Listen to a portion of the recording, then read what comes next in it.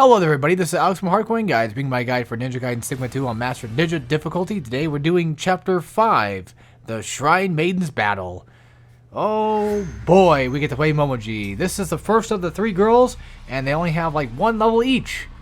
But this one is actually considered the most infamous and notorious, at least in the community that I've seen. Yeah, just this one sucks. I don't know how to put it any more polite, but this one is just fucking terrible. This is a terrible level. And I'm not even kidding. Like, it's just, oh god. Alright, so let's get into it. Starting off, I'm gonna admit this right now. Doing a UT does not matter. The only benefit of doing a UT, a red one, or even a blue one, is to de-limb an enemy. You do one freaking limb. Look at that. It doesn't matter. A red UT charge does shit for damage. The only time you need to do red UTs or UTs in general is if A, you need iframes, or B, you need a free quick D1.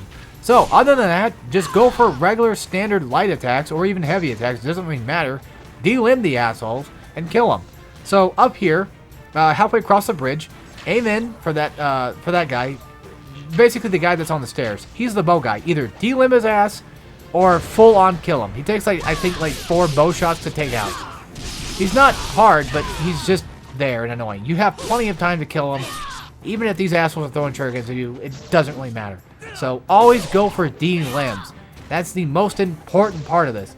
Also, she can double jump, and for those that don't know, if Essence is on the ground, you can actually charge a UT while in air.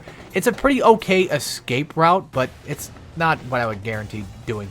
So, run up there, activate the enemy spawn, run back here, and charge UT. I know I literally said earlier, like, oh, don't do it, doesn't matter. But just charge UT, because, like, I mean, you have the time to do it, why not?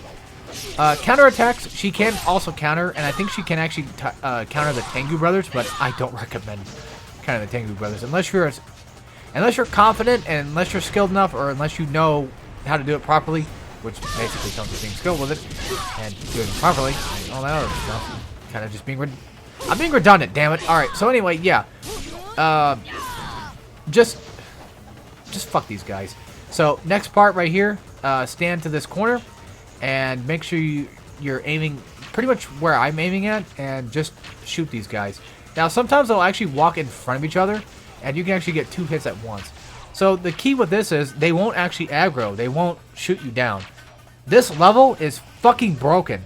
And I don't even mean, like, in terms of, like, oh, it's really, really hard, which it is.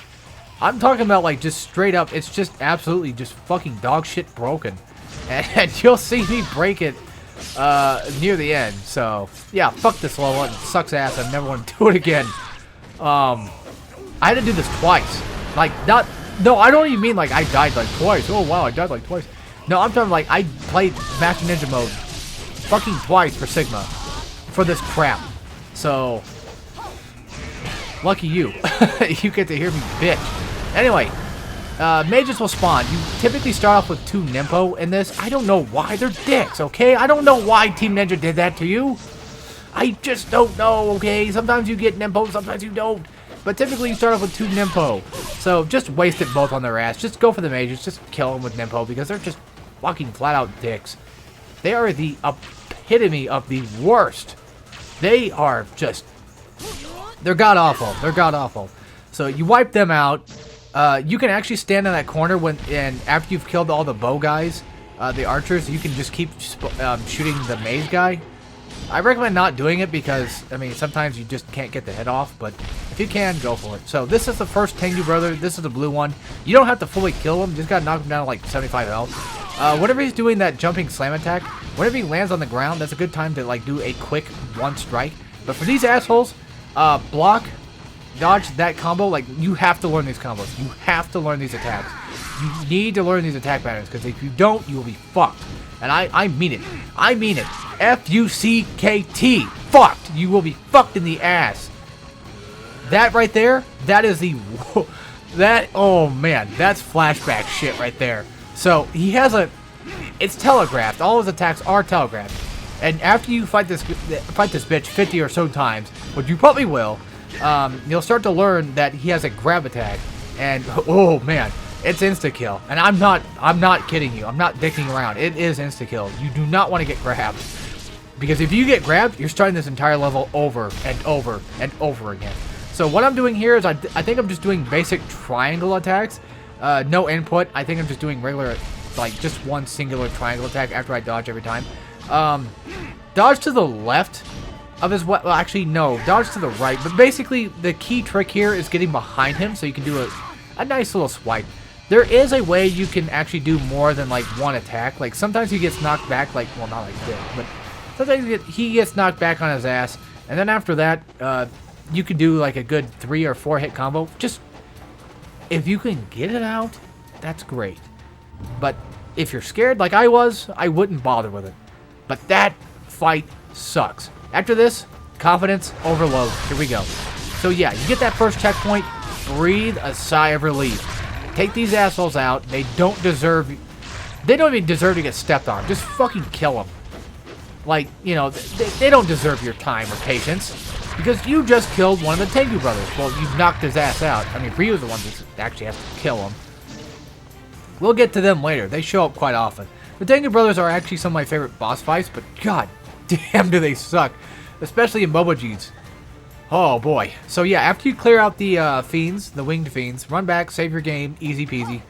And then after that, you're going to go out this little pipe here, and you're going to land in some water. And then from here, I recommend jumping to either the left or the right. I think I picked the right side for this one. Because there's an archer right in the middle.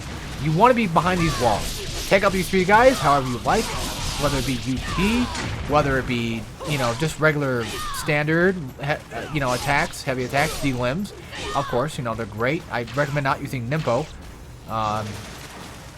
Maybe even just, you know, shutting off your game. You know, returning the game back to GameStop. Either way, whatever you feel like works for you, go for it. And then over there, there was, I think, I don't think it was a life. I think it was like a, oh God, what was it? A herb that was inside of it? But anyway, so once you jump up there, you activate the spawn of these enemies. And yes, there's mages. Of course there is, because why the fuck would there not be? After you jump up there, instantly jump down here and go for a charged UT. So that way you can at least get some iframes going just a little bit. Just a moment's reprieve, just for a second. Because, God forbid, you know, Team Ninja designing this game to let you breathe for this fight. It's funny because, like, here I am bitching about this level. Like, this is literally, like, her and Ayane are, like, the hardest levels of Ninja Gaiden Sigma 2. But yet, you know, I'm the type of guy that wants to play the original too. So, like, it could be worse. I don't know. Also, fun fact, you saw me do that there for the mage. I did the windmill technique, which is, you know, jumping and pressing square at the same time. And as soon as you do it, you can either jump toward him, or you can just activate it by pressing X and then square and then going toward him and doing it again. I don't know, it's weird. You'll figure it out. It's finicky. Once you do that, you know, you throw them on the ground. That's what you want to go for. So mages, especially with the girls, because they don't have, like, Ryu's techniques. Like, Ayane does have Flying Swallow, but it's not, like great. It works, but it's not, like, the best. It's not as, you know, it's not as always guaranteed, but she does have a pretty unique attack. For Momoji, though, I think she does have a slight Flying Swallow, but she works the same way that Ninja Gaiden Sigma 1 did, where it's kind of not active until you're at least within a certain distance. And it's annoying. Like, you can't just do it whenever you feel like it. You have to do it when the game wants you to. So that kind of sucks. But yeah, I'm running back here. I'm just going to grab this chest. Also, real quick about the archer guy that was standing in the middle. Once you wipe out the first wave of enemies when you spawn in this room, or when you come down into this area, once you wipe out, like, the first 3 or 4 guys, he'll drop down. And he won't be an archer anymore. He'll just, you know, just come down to fight you like normal, so. Also, by now you're not going to have enough stuff. Just buy 1 devil mushroom. If you don't have any healing items, just buy 1 of those. Because over here is a devil mushroom. I recommend at least having 1, maybe even 2 Nimpo by the time you get to the Tengu brothers. That way, at least, you know, if things get rough, you can at least rely on something to help you. So, that's what I do. Don't use them just yet. Just wait until after we've done the cheese. Now, I do want to fair warn you that after you go through this door, you're locked out of the market. Now, from what I've heard, there's actually a glitch that you can do to break yourself back into it. However, you can't really save your game. It's really weird and not really worth the trouble from what I'm understanding. So, I don't recommend it. I didn't try it. I don't bother with it. But there is a glitch I'm going to bother with coming up very soon. And it's just... yeah, it's practically recommended. It's practically needed. But... yeah, oh boy. Yeah, you'll see it, and we'll be fast-forwarding through all that crap once we get there too, but I'm starting to calm down now. It's just the first part of Momoji's chapter that sucks ass. Especially Ayane. It's always the first checkpoint. It's always the first checkpoint that fucks you every time. Every damn time. Also, Momoji does have like a square triangle attack where she can launch him in the air. Now, I don't think that she can actually do an Azuna drop necessarily. Ayane can, but it's also kind of weird for her.